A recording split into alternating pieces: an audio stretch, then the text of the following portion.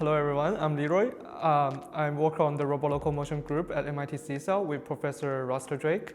My research focus is at the intersection of robotics and machine learning. I would like to talk about my research project, policy composition from and for heterogeneous robot learning.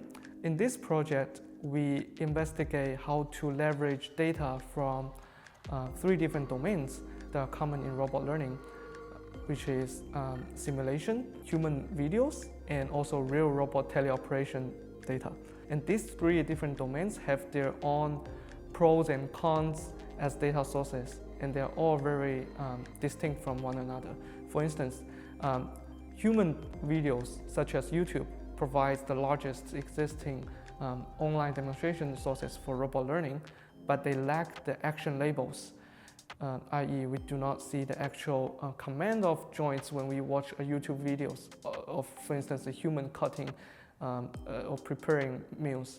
And the other disadvantage is that there's an embodiment gap because the tasks are executed by a human, but at the end we want to execute the task with the robots.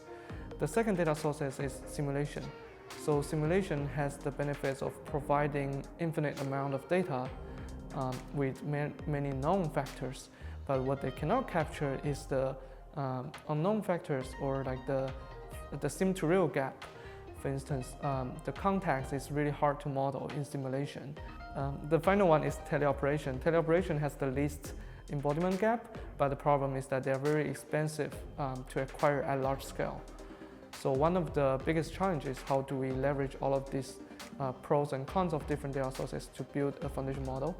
And the way we do it is that we pick a normalized action space as the output of the diffusion models, and then we merge them in that action space in a rather principled way. So in this video, you will see robots using a wrench to tighten a nut, and use a spatula to lift an object, use a hammer to hit a pin, and use a knife to cut a Play-Doh. These robot autonomous motions are used by our policy training framework called POCO. Specifically, we train this policy using simulation data, human demonstrations, and real robot teleoperations, and combine them at test times using policy composition.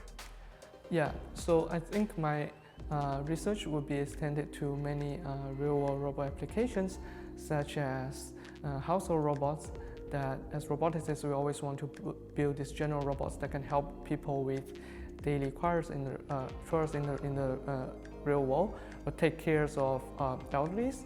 They will also be applicable in industrial use cases such as dexterous manufacturing or logistics kind of applications. I think there's another project I would like to talk about, which is GenSim. So in this project, we investigate how to use large language models to generate robot simulation code. Like we've talked about, it's really hard to collect large scale of real-world demonstrations. So often people rely on simulations to create the diverse tasks.